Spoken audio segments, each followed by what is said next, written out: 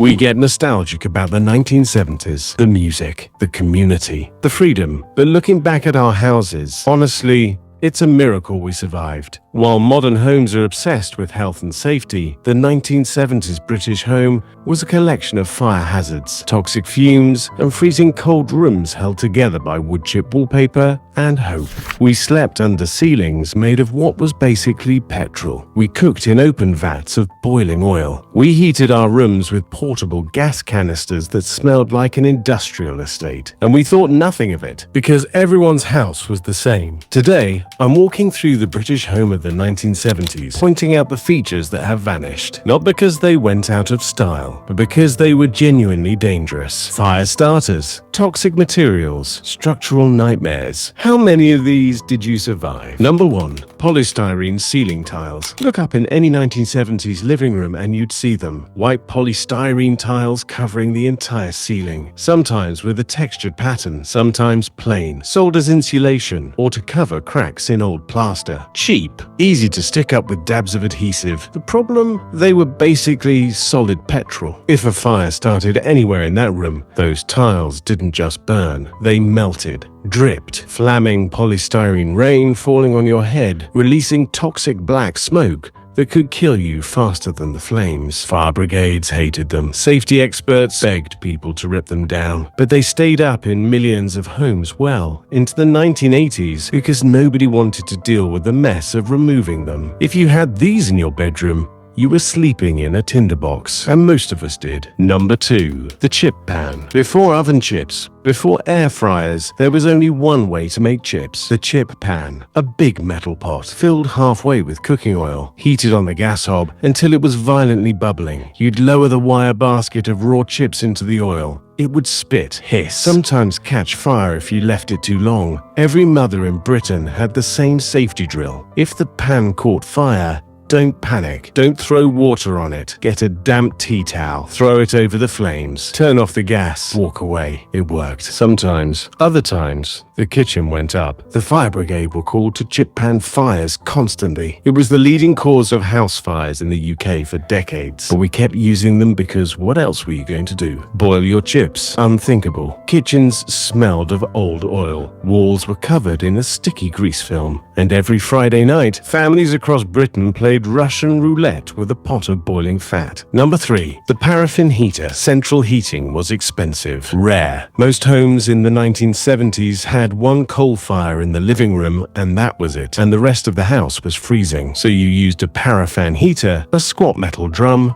a blue or pink flame glowing behind a metal grill. You filled it with paraffin from a can you bought at the hardware shop, lit the wick, and placed it in the hallway or the bedroom. It gave off heat, not much, but some, and it also gave off fumes, thick chemical fumes that made your head ache and your throat burn. If you knocked it over, paraffin spilled everywhere. If it tipped while lit, you had a spreading pool of fire. But you put up with it because the alternative was freezing. The smell of a 1970s winter wasn't pine trees or wood smoke. It was burning paraffin, that acrid, oily stink that clung to your clothes and never quite left. Number 4. Foam furniture. Pre-1988. That brown velvet sofa in your living room. The armchairs with the swirly orange pattern. They looked harmless, ugly, but harmless. Inside, the foam filling was a death trap. Before 1988, furniture foam wasn't required to meet fire safety standards. If it caught fire, it didn't just burn. It released thick, toxic black smoke instantly, smoke so dense you couldn't see, so poisonous it killed faster than the flames. House fires in the 70s and 80s weren't just about fire damage. They were about smoke inhalation. People died in their sleep, suffocated by fumes from their own sofa. The regulations changed in 1988. Furniture had to pass strict fire tests, but until then, every living room in Britain was furnished with a potential smoke bomb. Number 5. The open bar electric fire. The classic.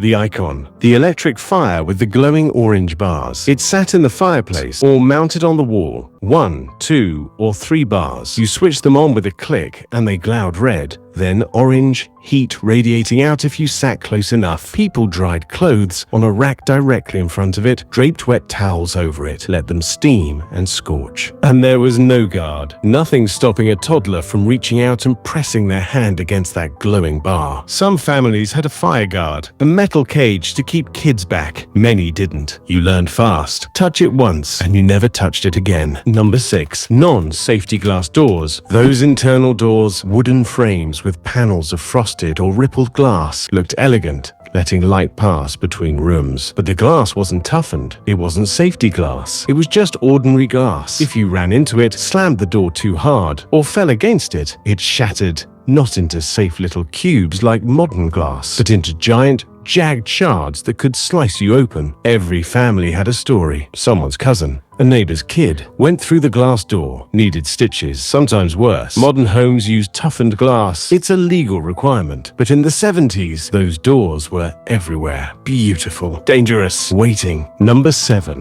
Asbestos, the hidden killer. The miracle material. Fireproof. Cheap. Versatile. Used everywhere. Your Artex ceiling. Your garage roof. The insulation around your boiler. The ironing board rest screwed to the kitchen wall. All asbestos. You didn't know. Nobody knew. Or rather, some people knew, but nobody told you. And then one day your dad decided to drill a hole in the wall to put up a shelf. Dust puffed out. Grey. Fine. He brushed it off his shirt and carried on. Years later, decades later, the cough started. Asbestos didn't kill you immediately. It waited, patient, and by the time you realized, it was too late. Millions of British homes were built with it, and removing it now costs thousands, so it stays hidden behind walls, as long as you don't disturb it. Number 8. Steep staircases with open treads. The modern look, Scandinavian style. Floating wooden stairs with gaps between each step. No risers, just treads suspended in space. It looked fantastic. Open, airy, stylish, and it was also terrifying if you had small children. A toddler could fit through the gap easily. One wrong step, and they'd fall straight through to the floor below, or get their heads stuck between the treads. Some families installed netting. Others just watched their kids like hawks. Modern building regulations wouldn't allow it. But in the 1970s, if it looked good, it was fine. Before we get to the freezing cold part of this video, I've got to ask, did anyone else have a scar from one of those glass doors? Or burn a finger on the electric fire? Let me know in the comments below. I want to see who had it worst. Number 9. Single glazing. Ice on the inside. Double glazing was for rich people. The rest of us had single pane glass. One thin sheet between you and the British winter. You'd wake up on a January morning and the inside of your bedroom window was covered in ice, not condensation. Ice-thick frosted patterns like ferns and feathers, beautiful and freezing. You'd scrape it away with your fingernail just to see outside, your breath coming out in clouds, getting dressed under the covers because the air was too cold to bear. Downstairs was barely warmer, one room heated, and the rest of the house a frozen wasteland. Modern homes are warm in every room now, but we've lost that grateful feeling of finally reaching heat.